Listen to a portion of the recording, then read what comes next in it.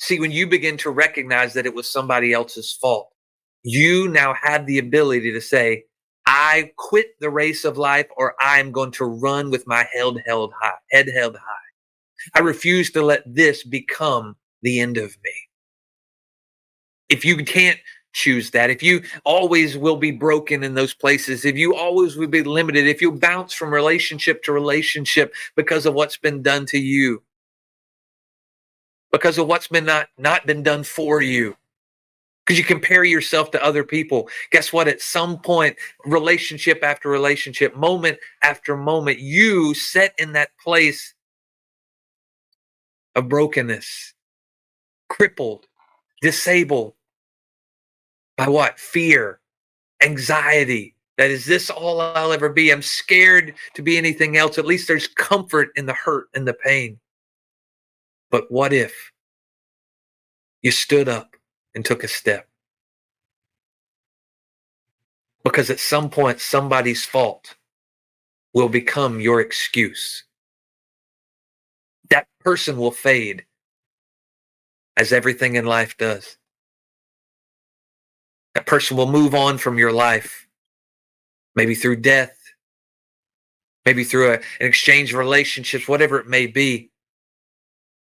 Maybe you just realizing I can't be in this person's vicinity anymore. I've got to make a difference in my life. How many people pull away, leave somebody behind, but never let their impact leave them? The mental hold that's over their processes and everything they do. What I'm here today to tell you is at some point, you have to decide that I refuse to let somebody's fault become my excuse. That I refuse to let somebody else's accident become my plight. That I refuse to let a moment of hurt, pain, I refuse to let a life-altering decision end my life. Today I ask you, how has your race been put before you? How does it look different than everyone else around you? How do you begin to develop endurance over your life?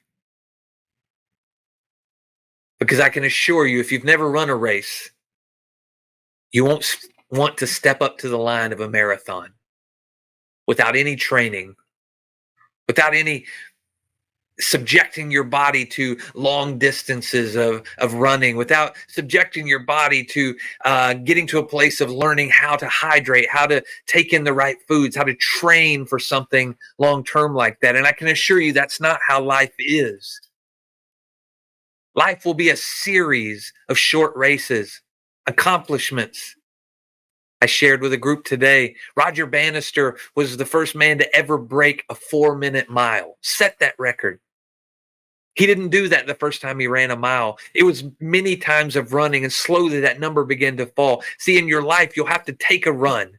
You have to run a race. And sometimes you run that race and you'll be right back at the starting line of that race again, because you got to prove to yourself that you can do it better this time, that you can slowly begin to fade away from the excuses of what you've been. That first race, you may crawl or walk to get through it. But when you get to that finish line, what you'll look is around and you'll find people who are still with you, ready to run the race again.